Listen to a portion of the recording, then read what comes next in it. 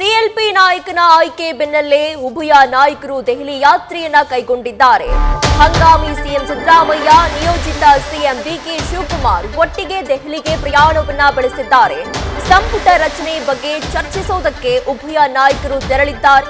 ಸಂಪುಟ ಹೇಗಿರಬೇಕು, ಯಾರಿಗೆ ಸಚಿವ ಸ್ಥಾನವನ್ನ ನೀಡಬೇಕು ಅನ್ನುವಂತಹ ಚರ್ಚೆ ನಡೆಸೋದಕ್ಕೆ ದೆಹಲಿ ಕಡೆಗೆ ಪ್ರಯಾಣವನ್ನ ಬೆಳೆಸಿದ್ದಾರೆ. ಮತ್ತೆ ಎಷ್ಟು ಮಂದಿ ಹಳಬರನ್ನ ತೆಗೆದುಕೊಳ್ಳಬೇಕು ಅನ್ನುವಂತರ ಬಗ್ಗೆಯೂ ಕೂಡ ಇದೀಗ ಚರ್ಚೆ ನಡೆಸೋದಕ್ಕೆ ದೆಹಲಿ ಪ್ರಯಾಣವನ್ನ ಬೆಳೆಸಿದ್ದಾರೆ.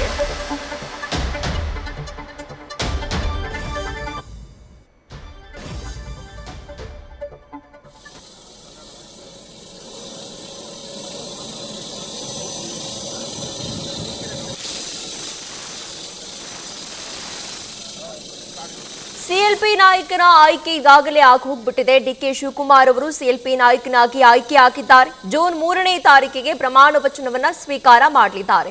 ಈ ಮಧ್ಯೆ ಉಭಯ ನಾಯಕರು ಹಂಗಾಮಿ ಸಿಎಂ ಸಿದ್ದರಾಮಯ್ಯ ಹಾಗೇನೆ ನಿಯೋಜಿತ ಸಿಎಂ ಡಿಕೆ ಶಿವಕುಮಾರ್ ಅವರು ಇದೀಗ ಸಂಪುಟ ರಚನೆ ವಿಚಾರವಾಗಿ ಚರ್ಚೆ ನಡೆಸುವುದಕ್ಕೆ ದೆಹಲಿ ಕಡೆಗೆ ಪ್ರಯಾಣವನ್ನ ಬೆಳೆಸಿದ್ದಾರೆ. ಈಗಾಗಲೇ ಕೆಪಿಸಿಸಿ ಅಧ್ಯಕ್ಷ ಮಲ್ಲಿಕಾರ್ಜುನ ಖರ್ಗೆ ಅವರು ಹೇಳಿರುವ ಪ್ರಕಾರ ಡಿಕೆ ಶಿವಕುಮಾರ್ ಅವರ ಏನು ಸಂಪುಟ ರಚನೆ ಆಗ್ತಾ ಇದೆ ಅದರಲ್ಲಿ ಮೊದಲು ಹಾಗೂ ಎರಡನೇ ಹಂತದಲ್ಲಿ ಸಚಿವ ಸಂಪುಟ ರಚನೆಯಾಗುತ್ತೆ ಅಂತ ಹೇಳಿದ್ದಾರೆ. ಹೀಗಾಗಿ ಮೊದಲ ಹಂತದ ಸಂಪುಟದಲ್ಲಿ ಯಾರ್ಯಾರಿರ್ಬೇಕು, ಹಾಗೇನೆ ಕೆಪಿಸಿಸಿ ಅಧ್ಯಕ್ಷ ಹುದ್ದೆಯನ್ನ ಯಾರಿಗೆ ನೀಡಬೇಕು, ಇದರ ಜೊತೆಗೆ ಉಪಮುಖ್ಯಮಂತ್ರಿ ಹುದ್ದೆ ಇನ್ನೇನು 2 ವರ್ಷ ಮಾತ್ರ ಬಾಕಿ ಇದೆ. ಹೀಗಾಗಿ ಉಪಮುಖ್ಯಮಂತ್ರಿ ಹುದ್ದೆಯನ್ನ ಸೃಷ್ಟಿ ಮಾಡಬೇಕಾ, ಸೃಷ್ಟಿ ಮಾಡೋದಾದ್ರೆ ಎಷ್ಟು ಹುದ್ದೆಗಳು ಇದರಲ್ಲಿ ಇರಬೇಕು, ಹೀಗೆ ನಾನಾ ವಿಷಯಗಳ ಬಗ್ಗೆ ಚರ್ಚೆ ನಡೆಸೋದಕ್ಕೆ ಇದೀಗ ಉಭಯ ನಾಯಕರು ದೆಹಲಿ ಕಡೆಗೆ ಪ್ರಯಾಣವನ್ನ ಬೆಳೆಸಿದ್ದಾರೆ. ಇನ್ನು ರಾಜ್ಯಸಭೆ ಹಾಗೂ ವಿಧಾನ ಪರಿಷತ್ ಚುನಾವಣೆ ಕೂಡ ಇದೀಗ ಜೂನ್ 18ರಂದು ನಡೆಯಬೇಕಿದೆ. ಹೀಗಾಗಿ ಈ ಚುನಾವಣೆಯ ಬಗ್ಗೆಯೂ ಕೂಡ ಅಭ್ಯರ್ಥಿಗಳ ಬಗ್ಗೆ ಚರ್ಚೆ ಮಾಡೋದಕ್ಕೆ ಇದೀಗ ಉಭಯ ನಾಯಕರು ದೆಹಲಿ ಕಡೆಗೆ ಪ್ರಯಾಣವನ್ನ ಬೆಳೆಸಿದ್ದಾರೆ. ನೀವು ದೃಶ್ಯದಲ್ಲಿ ಗಮನಿಸ್ತಾ ಇರಬಹುದು, ನ್ಯೂಸ್ ಫಸ್ಟ್ಗೆ ದೆಹಲಿ ಪ್ರಯಾಣ ಬೆಳೆಸಿರುವಂತಹ ಎಕ್ಸ್ಕ್ಲೂಸಿವ್ ಫೋಟೋ ಸಿಕ್ಕಿದೆ. ಹಂಗಾಮಿ ಸಿಎಂ ಸಿದ್ದರಾಮಯ್ಯನವರಿದ್ದಾರೆ, ಹಾಗೇನೆ ನಿಯೋಜಿತ ಸಿಎಂ ಆಗಿರುವಂತಹ ಡಿಕೆ ಶಿವಕುಮಾರ್ ಇದ್ದಾರೆ. ಇದರ ಜೊತೆಗೆ ಕೆಜೆ ಜಾರ್ಜ್ ಅವರಿದ್ದಾರೆ, ಹಾಗೇನೆ HC ಮಹದೇವಪ್ಪ ಅವರು ಕೂಡ ಉಭಯ ನಾಯಕರ ಜೊತೆಗೆ ದೆಹಲಿ ಪ್ರಯಾಣವನ್ನ ಬೆಳೆಸಿದ್ದಾರೆ.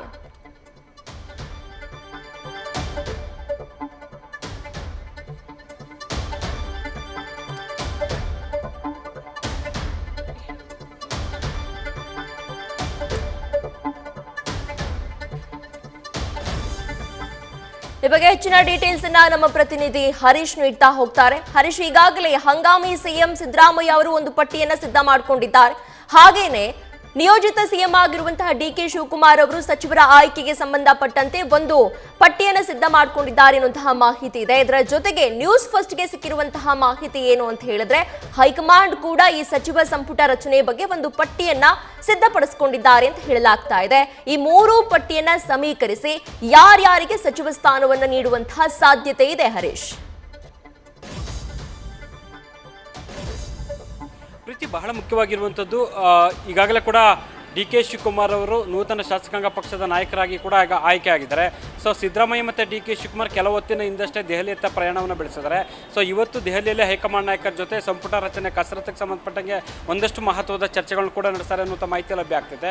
ಮುಖ್ಯವಾಗಿ ಸಚಿವ ಸಂಪುಟ ರಚನೆಗೆ ಸಂಬಂಧಪಟ್ಟಂಗೆ ಸೊ ಯಾರನ್ನೆಲ್ಲ ಸೇರಿಸ್ಕೊಳ್ಬೇಕಾಗತ್ತೆ, ಯಾವ ಮಾನದಂಡವನ್ನು ಅನುಸರಿಸ್ಕೊಳ್ಬೇಕಾಗತ್ತೆ, ಸೊ ಈ ಬಾರಿ ಸಂಪುಟ ಯಾವ ರೀತಿ ಇರಬೇಕಾಗುತ್ತೆ, ಯಾವ ಸ್ವರೂಪದಲ್ಲಿ ಇರಬೇಕಾಗುತ್ತೆ ಅನ್ನುವಂಥ ನಿಟ್ಟಿನಲ್ಲಿ ಕೂಡ ಹೈಕಮಾಂಡ್ ನಾಯಕರು ಗಂಭೀರವಾಗಿ ಚರ್ಚೆ ನಡೆಸಿದ್ದಾರೆ ಅಂತ ಹೇಳಲಾಗ್ತಿದೆ.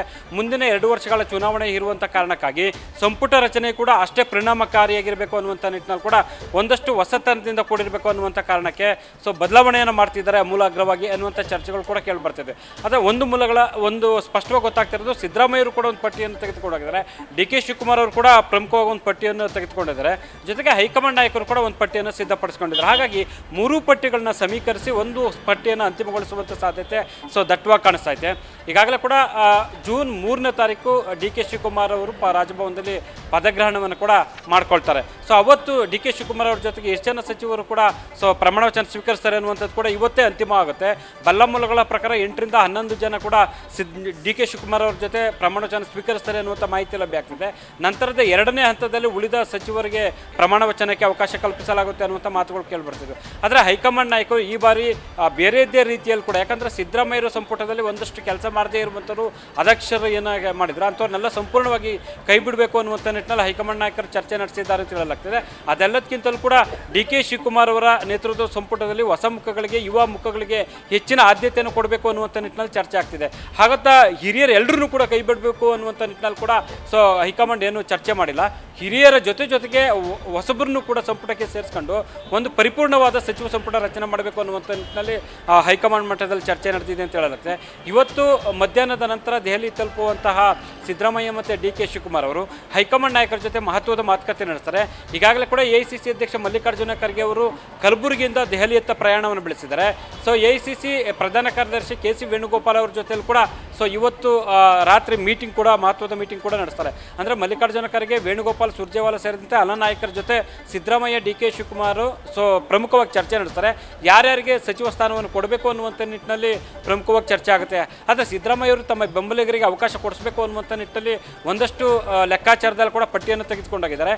ಡಿ ಕೆ ಶಿವಕುಮಾರ್ ಅವರು ತಮಗೆ ಹೆಚ್ಚಿನ ಆದ್ಯತೆಯನ್ನು ಕೊಡಬೇಕು ಸಂಪುಟದಲ್ಲಿ ಅನ್ನುವಂಥ ನಿಟ್ಟಿನಲ್ಲಿ ಅವರು ಕೂಡ ಬಿಗಿಪಟ್ಟ ನೀಡಿದ್ದಾರೆ. ಇದೆಲ್ಲದ ನಡುವೆ AICC ಅಧ್ಯಕ್ಷ ಮಲ್ಲಿಕಾರ್ಜುನ ಖರ್ಗೆಯಿಂದಲೂ ಕೂಡ ಆಕಾಂಕ್ಷಿಗಳು ಒಂದಷ್ಟು ಒತ್ತಡಗಳನ್ನ ಆಗ್ತಾ ಇದ್ದಾರೆ. ಅದು ಜೊತೆಗೆ ವೇಣುಗೋಪಾಲ್, ಸುರ್ಜೇವಾಲಾ ಮೂಲಕವೂ ಕೂಡ ಒತ್ತಡ ಹಾಕುವಂಥ ಒಂದು ಪ್ರಯತ್ನ ಆಕಾಂಕ್ಷಿಗಳಿಂದ ಆಗ್ತಿದೆ.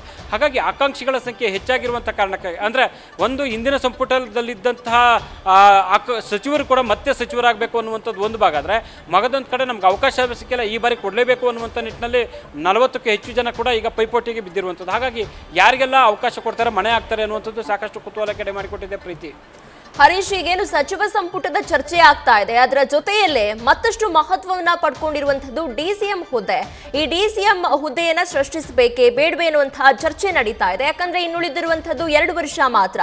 ಒಂದ್ ವೇಳೆ DCM ಹುದ್ದೆ ಸೃಷ್ಟಿಸೋದಾದ್ರೆ ಎಷ್ಟು ಸ್ಥಾನಗಳನ್ನ ನೀಡಬಹುದು ಅನ್ನುವಂತಹ ಚರ್ಚೆ ಒಂದ್ ಕಡೆ ಆದ್ರೆ, ಮತ್ತೊಂದು ಮಹತ್ವದ ಮೂಲಗಳಿಂದ ಬಂದಿರುವಂತಹ ಮಾಹಿತಿ ಏನು ಅಂತ ಹೇಳಿದ್ರೆ, ಈ ನಿಯೋಜಿತ CM ಏನಿದ್ದಾರೆ ಡಿ ಕೆ ಶಿವಕುಮಾರ್ ಅವರು DCM ಹುದ್ದೆಯನ್ನ ಸೃಷ್ಟಿಸೋದು ಬೇಡ ಅಂತ ಹೇಳಿ ಹೈಕಮಾಂಡ್ಗೆ ಒತ್ತಡವನ್ನ ಹಾಕ್ತಿದ್ದಾರೆ ಅನ್ನುವಂತಹ ಮಾಹಿತಿ ಇದೆ. ಈ ಬಗ್ಗೆ ಡೀಟೇಲ್ಸ್ ಅನ್ನ ಕೊಡೋದಾದ್ರೆ ಪ್ರೀತಿ, ಖಂಡಿತವಾಗಿ ಕೂಡ. ಯಾಕಂದರೆ ಕಳೆದ ಲೋಕಸಭಾ ಚುನಾವಣೆ ಸಂದರ್ಭದಲ್ಲಿ ಕಾಂಗ್ರೆಸ್ಗೆ ಒಂದು ದೊಡ್ಡ ಮಟ್ಟದ ಪೆಟ್ಟನ್ನು ಬಿದ್ದಿತ್ತು.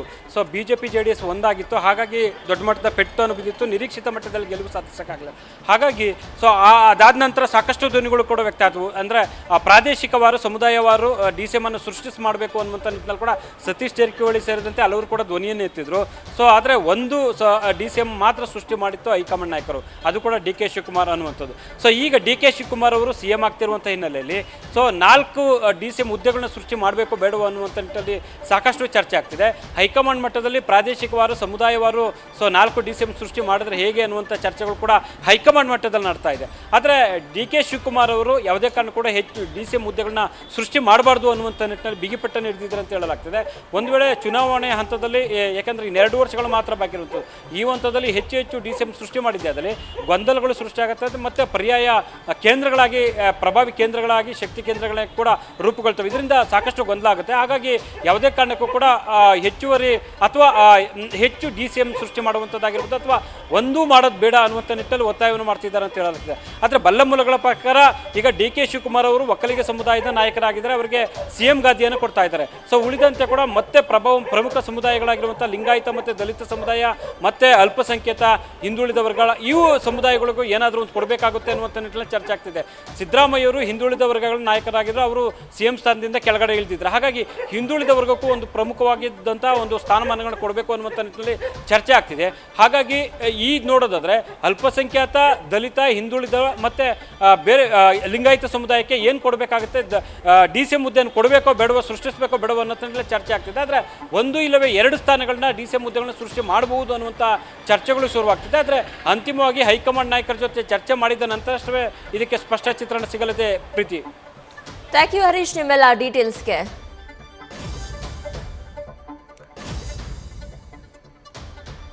ಉಭಯ ನಾಯಕರು ಇದೀಗ ದೆಹಲಿಯತ್ತ ಪ್ರಯಾಣವನ್ನ ಬೆಳೆಸಿದ್ದಾರೆ. ಪ್ರಮುಖವಾಗಿ 3 ವಿಷಯಗಳು ಇಲ್ಲಿ ನಾವು ಗಮನಿಸಲೇಬೇಕು. ಯಾಕಂತ ಹೇಳಿದ್ರೆ ಸಚಿವ ಸಂಪುಟವನ್ನ ರಚನೆ ಮಾಡೋದು ಎಷ್ಟು ಬಹುಮುಖ್ಯವಾದ ಪಾತ್ರವನ್ನ ವಹಿಸುತ್ತೋ ಅಷ್ಟೇ ಮುಖ್ಯವಾಗಿ ಉಪಮುಖ್ಯಮಂತ್ರಿ ಹುದ್ದೆ ಬಗ್ಗೆ ಇರುವಂತಹ ಕೆಲವೊಂದಿಷ್ಟು ಗೊಂದಲಗಳು ಚರ್ಚೆಯಾಗಬೇಕಿದೆ. ಹಾಗೇನೆ ಕೆಪಿಸಿಸಿ ಅಧ್ಯಕ್ಷ ಸ್ಥಾನದ ಬಗ್ಗೆಯೂ ಕೂಡ ಚರ್ಚೆಯಾಗಬೇಕಿದೆ. ಯಾಕಂತ ಹೇಳಿದ್ರೆ ಕೆಪಿಸಿಸಿ ಅಧ್ಯಕ್ಷ ಗಾದಿಯನ್ನ ಯಾರಿಗೆ ನೀಡಬೇಕು ಅನ್ನುವಂಥದ್ದು ಬಹುಮುಖ್ಯವಾದ ಪಾತ್ರವನ್ನ ವಹಿಸಿಕೊಳ್ಳುತ್ತೆ. ಜೂನ್ 3ಕ್ಕೆ ಸಿಎಂ ಆಗಿ ಪ್ರಮಾಣ ವಚನವನ್ನ ಡಿಕೆ ಶಿವಕುಮಾರ್ ಅವರು ಪಡೆದಂತಹ ಸಂದರ್ಭದಲ್ಲಿ ಕೆಪಿಸಿಸಿ ಅಧ್ಯಕ್ಷ ಸ್ಥಾನಕ್ಕೆ ಅವರು ರಿಸೈನ್ ಅನ್ನ ಮಾಡಬೇಕಾಗತ್ತೆ. ಈ ಸಂದರ್ಭದಲ್ಲಿ ಮತ್ತೆ ಪಕ್ಷವನ್ನ ಅಧಿಕಾರಕ್ಕೆ ತರಲು ಯಾರು ಸಮರ್ಥರಿದ್ದಾರೆ ಅವರಿಗೆ ಈ ಒಂದು ಹುದ್ದೆಯನ್ನ ನೀಡಬೇಕಾಗತ್ತೆ, ಅಧ್ಯಕ್ಷ ಸ್ಥಾನವನ್ನ ನೀಡಬೇಕಾಗತ್ತೆ. ಹೀಗಾಗಿ ಯಾವ ಒಂದು ಸಚಿವರಿಗೆ ಅಥವಾ ಯಾವ ಪ್ರಮುಖ ನಾಯಕರಿಗೆ ಕೆಪಿಸಿಸಿ ಅಧ್ಯಕ್ಷ ಸ್ಥಾನವನ್ನ ನೀಡಬೇಕು ಅನ್ನೋದ್ರ ಬಗ್ಗೆಯೂ ಕೂಡ ಚರ್ಚೆಯಾಗಬೇಕಿದೆ. ಇದರ ಜೊತೆಯಲ್ಲಿ ಸಭಾಧ್ಯಕ್ಷ ಸ್ಥಾನನೂ ಕೂಡ ಇಲ್ಲಿ ಬಹುಮುಖ್ಯವಾದ ಚರ್ಚಾ ವಿಷಯ ಆಗಿದೆ. ಯಾಕಂತ ಹೇಳಿದ್ರೆ ಸಭಾಧ್ಯಕ್ಷರಾಗಿರುವಂತಹ UT ಖಾದರ್ಗೆ ಸಚಿವ ಸ್ಥಾನವನ್ನ ನೀಡುವ ಕುರಿತಾಗಿ ಇದೀಗ ಮಾತುಕತೆಗಳು ನಡೀತಾ ಇದೆ. ಈ ಹಿಂದೆ ಆಗಿರುವಂತಹ ಮಾತುಕತೆಯಂತೆ ನೋಡೋದಾದ್ರೆ ಖಾದರ್ ಅವರಿಗೆ ಇದೀಗ ಸಚಿವ ಸ್ಥಾನ ನೀಡಬೇಕು ಅನ್ನುವಂತಹ ಮನವಿಗಳಿದೆ, ಒತ್ತಡಗಳಿದೆ. ಹೀಗಾಗಿ ಖಾದರ್ ಸಚಿವ ಸಂಪುಟಕ್ಕೆ ಸೇರ್ಪಡೆಯಾದ್ರೆ ಸ್ಪೀಕರ್ ಸ್ಥಾನವನ್ನ ಯಾರಿಗೆ ನೀಡಬೇಕು ಈ ಕುರಿತು ಕೂಡ ಚರ್ಚೆಯಾಗಬೇಕು. ಈಗಾಗಲೇ ಸಿಎಂ ಸಿದ್ದರಾಮಯ್ಯ ಅವರು ಒಂದು ಸಚಿವ ಸಂಪುಟಕ್ಕೆ ನೀಡಬೇಕಾದಂತಹ ಸ್ಥಾನಗಳ ಬಗ್ಗೆ ಪಟ್ಟಿಯನ್ನು ಸಿದ್ಧಪಡಿಸಿಕೊಂಡಿದ್ದಾರೆ. ಹಾಗೆ ಡಿಕೆ ಶಿವಕುಮಾರ್ ಕೂಡ ತಮ್ಮ ಒಂದು ಸಂಪುಟದಲ್ಲಿ ಯಾವ್ಯಾವ ಸಚಿವರಿರಬೇಕು, ಜಾತಿ, ಪ್ರಾದೇಶಿಕತೆ, ಹಿರಿಯರು, ಕಿರಿಯರು ಈ ಎಲ್ಲಾ ಮಾನದಂಡಗಳನ್ನ ಆಧರಿಸಿ ಯಾರನ್ನ ಪರಿಗಣಿಸಬೇಕು ಅನ್ನುವಂತಹ ಬಗ್ಗೆ ಒಂದು ಪಟ್ಟಿಯನ್ನು ಸಿದ್ಧಪಡಿಸಿಕೊಂಡಿದ್ದಾರೆ. ಹಾಗೆ ನ್ಯೂಸ್ ಫಸ್ಟ್ಗೆ ಸಿಕ್ಕಿರುವಂತಹ ಮಾಹಿತಿ ಪ್ರಕಾರ ಸಚಿವ ಸಂಪುಟದಲ್ಲಿ ಯಾರಿಗೆ ಅವಕಾಶವನ್ನ ಕೊಡಬೇಕು ಅನ್ನೋದ್ರ ಬಗ್ಗೆ ಹೈಕಮಾಂಡ್ ಕೂಡ ಒಂದು ಪಟ್ಟಿಯನ್ನ ಸಿದ್ಧಪಡಿಸಿಕೊಂಡಿದೆ. ಹೀಗಾಗಿ ಈ ಮೂರೂ ಪಟ್ಟಿಗಳನ್ನ ಸಮೀಕರಿಸಿ ಯಾರು ಉತ್ತಮರು, ಯಾರಿಗೆ ಜವಾಬ್ದಾರಿಗಳನ್ನ ಕೊಡಬಹುದು, ಸಚಿವ ಸ್ಥಾನವನ್ನ ಯಾರಿಗೆ ಕೊಡಬಹುದು ಅನ್ನುವಂತಹ ಒಂದು ಚರ್ಚೆ ನಡೀಲಿಕ್ಕಿದೆ. ಈಗಾಗಲೇ ಹಂಗಾಮಿ ಸಿಎಂ ಆಗಿರುವಂತಹ ಸಿಎಂ ಸಿದ್ದರಾಮಯ್ಯ ಅವರು, ಹಾಗೇನೇ ನಿಯೋಜಿತ ಸಿಎಂ ಆಗಿರುವಂತಹ DK Shivakumar, KJ George, BK Hariprasad, HC Mahadevappa ಅವರು ದೆಹಲಿ ಕಡೆಗೆ ಪ್ರಯಾಣವನ್ನ ಬೆಳೆಸಿದ್ದಾರೆ. ಯಾವೆಲ್ಲ ವಿಷಯಗಳ ಕುರಿತು ಚರ್ಚೆ ಆಗುತ್ತೆ ಅನ್ನೋದನ್ನ ಕಾದು ನೋಡಬೇಕಿದೆ. ನ್ಯೂಸ್ ಫಸ್ಟ್ ನಿರ್ಭೀತಿಯಿಂದ ನಿಮ್ಮ ಪರವಾಗಿ.